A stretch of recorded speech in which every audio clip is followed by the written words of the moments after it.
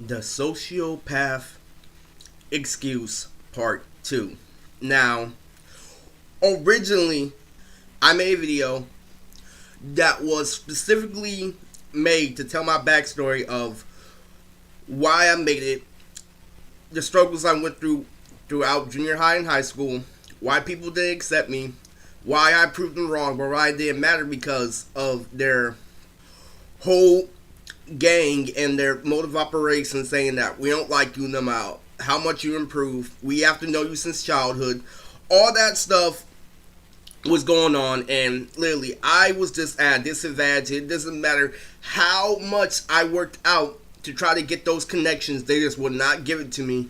So what happened was this: I had to eventually accept the fact that they were right in their own little world, meaning that they live in a world that revolves around them. As crazy as it may seem, the first sociopath video was basically telling you why that they were bullshit, because you can't ignore reality forever. You can't ignore progress forever when you guys literally stay in the cave with the same people doing the same thing. So here's the thing: the Sociopath Excuse Part 2 takes place right after the Berkeley Con, as I stated before, but it's literally the events that take place right after the Berkeley Con. Not specifically the devil telling me to read a book from a shoujo artist, which is right there and weird because it was a romance anime that was only $10, and where he came at me is like, you could be selling your products just like her. I'm like, I'm not gonna sell my products for $10. It showed that basically one line where I tried to tell the fucking devil in my head. And the best part about that is that there was gonna be a whole scheme behind that. So sociopath excuse really kicks in when they have the so-called ammo against me, saying that I'm a little kid, even though I'm a grown-ass man, even though I'm proven wrong because I don't have the material things that they have, but my mind is just as mature as them, if not more. So the way I handle situations is like an adult, but I don't have any resources. So they use that as ammo against me. But before we get into that, I still had this shitty ass job at the supermarket. And as I stated in the first video, here's how it all started. Okay, so anyway, I get this girlfriend, and I'm known at this point for being literally the multiple player, having multiple girlfriends, having this and that, but I always make sure that there was always something sexual in between those girlfriends. There was always something sexual established. There was this one girl that was my girlfriend where I didn't have to establish something sexual because I was having fun at the moment, but she got too comfortable with our so-called fun and she started disrespecting me, commenting on a video that was specifically made to tell why I don't try to get a girlfriend, because I have to compete with hypergamy when I would rather be by myself instead of deal with drama. And this girlfriend was their tool to show me why I'm a little kid. They tried to tell me, the sociopath, that you don't want sex. What you really want is you want people to appreciate you for who you are and not treat you as a piece of meat. I've had that. We've had that with Stephanie. We've had all of that. But what they did was, you didn't know everything about that. You only knew partially about that. And basically where that's coming from is they're trying to tell me, you just became an adult, you don't know the ins and outs. Yeah, you just realized that having sex is easy, so okay, you finally joined the club. But little did I know that they were hiding something the whole time. They're trying to say, okay, ha ha ha, because when I first got to the group poem, aka the hyperbolic time chamber, I finally got laid, but I finally realized that in pouring some money, once the bitches were gone, I have to pay for food. And I literally, they weren't there when I was struggling, but they were there whenever they needed some pleasure. So I felt them, and all the kids were laughing at me. Ah ha ha, we all have our college degrees. You fucked around, you didn't get a girlfriend and stuff like that. Ah ha ha, we have this and that, we have everything over you, we have so much shit. Nah ha ha ha ha ha ha. Yeah, sex is nothing. We have families, we have friends, we have places we can go to. All you have is sex. Ah ha ha ha ha. So this Berkeley Con is literally when I have the best fun in my life, and literally it was one of the best cons I've been to, and it literally gave me the opportunity to redeem myself, and I had such a great time at the con. I got to see so many people that reminded me why I was a grown-ass man, because of I met a guy there in at the Berkeley Con who followed me after I sung World's End from Code Geass. Because when I was young, just like that, I used to do weird shit like that, but he was really, really supportive, and he was really, really great, and it didn't matter. I was so happy to see one person appreciate me for something. This is the same way that I used to appreciate people back in high school. The same way I appreciated anime. The way he reacted. The way everything was going. And if you don't know who I'm talking about the guy in the audience who was recording my video, who was saying, oh, he's hitting all the notes. I loved it. Because, literally, he treated people the way he wanted to be treated. And after me being homeless, after me realizing that street life is shit, I was so appreciative of that guy. And he was still in high school, too. And it reminded me, yeah, I am pretty old. But this is why I appreciate Mr. Pudger, and this is why I know why it's better to be a very nice person versus being a try-hard gangster. Was that guy right there. He did something socially awkward, but he sure as hell appreciated me. So the reason why this ties in is that the devil still criticizes me in my ear after refusing to read the shoujo artist manga, even though I paid for it anyway. He's saying that you're immature, you have to go out in everything. You have to put everything out there on the line, whether you like it or not. If you give it your all in something, even though you don't like it, you may be able to see it in a different way. You only tell a little kid that while they're growing up, not me, when literally the angle he was coming at me with, oh, you had such a great time at the con, I'm going to prove that you're a little kid. Once you go back to work the next day, you're probably going to miss out on work because you got to understand that life goes on. That this and that, it doesn't matter if you have a shitty job, you have fun at the con, now go back to work. So that's exactly what happened. And yes, the devil was fucking right. I skipped work that day because I did not want to come from having the best day of my life. And he's like, ah, you see?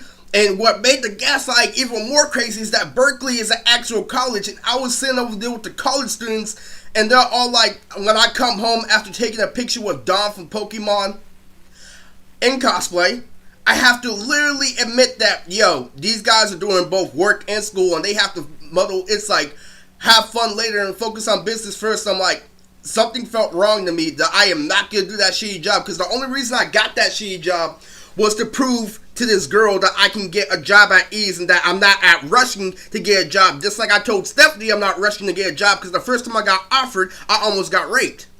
So yeah, I definitely fucked up at the job, but I didn't like that job, and I had such a great time at the con. But he's like, you know, you gotta move on, Eris, you gotta do this and that, and that is where the sociopath scheme begins. He's like, no, none of that. You can't fake being sick at work. You can't do this and that just because you had a good day. You gotta move on, buddy. But I still remain me, and I still remain prominent, and I still don't give a fuck because I know the full story now. I didn't know the full story back then when I did this shit, but I'm like, you know what? I'm not gonna go because something feels wrong. If I'm having such a good high, but I'm coming down to something so shitty, it's not gonna work. This is the second time I did this, by the way. And this adds on to a sociopath excuse. I did this at 2 jobs. One when I was at the freezer section, the other one where I kind of had an abusive boss that made me do multiple things within the first month when I was still new, and he gave me multiple occupations within that job, and he kept on pushing me, and I was the only good dishwasher, and they kept on piling. And so I fucking quit after I saw Broly, because I saw a kick-ass movie, Dragon Ball Super Broly, and I had to go back to my shitty job. I'm like, you know what? I can't do that. And that's when the devil gaslighted me, like, you're still a little kid, Eris. You have to.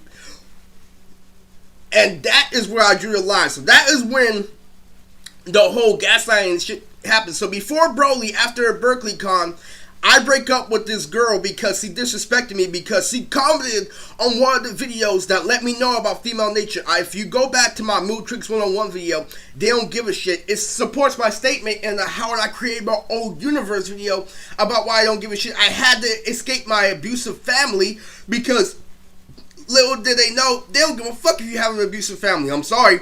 Those abusive family members aren't gonna give Jordans on your feet. I can't go out with you is what the fuck all the girls in high school tell me. I don't care what's going on in your personal life. You still gotta deal with hypergamy. They don't give a shit. And I learned to adapt to that when I shouldn't have.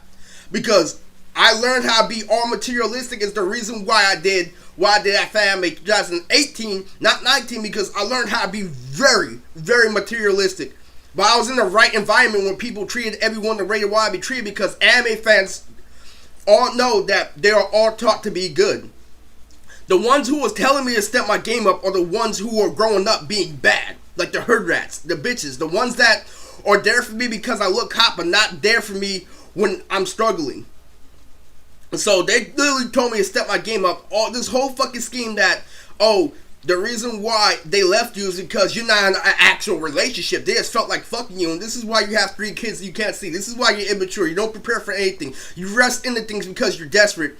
And I used to be desperate, but I'm not anymore. I became reckless because I was really, really tired of being fucking perfect, because I knew there was gonna be no fucking benefit.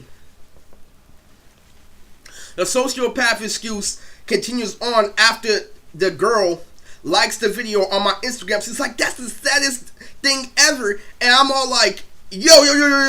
We were just having a good time, laughing up. And I commented, it was a game we were playing. I was liking all her posts, and she was liking all mine. But she commented on the one where Pudding talks to Sanji saying, I don't give a shit. And she literally says, the saddest scene in One Piece ever. I'm like, hold up. And that's where I drew the line. I'm like, oh, hold up. I had an emotional story behind that scene where I was dealing with hypergamy, and all the popular girls told me, we don't give a shit. Step your game up. I don't care if you're homeless. I don't care if you're this and that. You have to deal with competition. I can't just give you the pussy just because you have a good heart and you look good. Even though I have all the personality, even though I have this and that, because I can't face hypergamy, you guys are going to treat me like shit. They took advantage of that. So I called the girl out and I told her, you know what? I wasn't going to go sexual. I really wasn't going to go sexual on you. But I'm going to make a whole bunch of innuendos on your Instagram posts just to let you know that that was disrespectful. Do not, I repeat, do not expect me to not catch on to the street code saying that, yo, I can treat you whatever the way I want, because I'm going to comment on something in a joking manner and you're not going to be able to, call me out. I'm like, you know what? I'm just going to get another one if you're going to be like that. And I let her know that in street code by liking all her non-sexual pictures, by commenting sexual innuendos, letting her know that, yo, I am not a fucking tool. They're very emotional behind that scene. That guy was crying in the rain, and you commented on it instead of commenting on any other video I post. That is specifically letting you know that I am street smart and I don't deal with that disrespect. That was plain up disrespect. You commenting on something that I am emotionally attached to, something that has a whole lot of meaning, something that I was heavily involved. The reason why I don't deal with hypergamy was because they don't give a shit, and she commented on it like, oh, it's so sad, like it's a fucking joke. It's not a fucking joke, it's a real life story. People die over that shit. People die because they can't face hypergamy, going to single mom households, and she's over here trying to make it look like a joke, and they call me a sociopath. So that's where it started. So it started off with them trying to criticize me, saying, oh, you broke up with your girlfriend, you're fucking sensitive, all you had to do was ignore this shit, you would have got the pussy. When I just got back from Anime 2018, nah, I'll pass, bro. And they started changing my environment. They started hooking me up with shitty jobs because I sleazeballed this girl. Not because I wasn't willing to take it slow. I let her know that we were willing to take it slow. We were sharing links on YouTube. We were listening to rock music. We were doing everything.